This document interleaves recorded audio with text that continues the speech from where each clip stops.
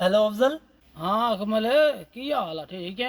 अफजल हाँ ठीक है। अच्छा ਤੁਹਾਡੇ ਯਾਰ ਫ੍ਰਿਜ ਹੈਗੀ? है यार फ्रिज हैगी आ। ਫ੍ਰਿਜ ਚੱਲ ਵੀ ਰਿਹਾ ਹੈਗਾ? ਉਹ ਯਾਰ ਜਿੱਲੇ ਹੈ ਤੇ ਮੋ ਚੱਲਣਾ ਕੋਈ ਨਹੀਂ, ਚੱਲਦਾ ਪਿਆ। ਵੇਖ ਲਓ ਫੜ ਲਓ ਕਿਤੇ ਨਸ ਨਾ ਜਾਵੇ। ਮੋੜ ਪਾਗਲ ਦਾ ਫੋਨ ਆ ਗਿਆ। ਹਾਂ ਅਕਮਲ। ਅਫਜ਼ਲ ਭਾਈ ਗੁੱਸਾ ਹੀ ਕਰ ਗਿਓ, ਫ੍ਰਿਜ ਹੈ? ਉਹ ਨਹੀਂ ਭਾਈ, ਸਾਡੇ ਕੋਲ ਕੋਈ ਨਹੀਂ ਫਰਿੱਜ। ਵੇਖ ਲਓ ਮੈਂ ਕਿਹਾ ਸੀ ਨਾ ਫੜ ਲਓ, ਨਸ ਗਈ ਜੇ।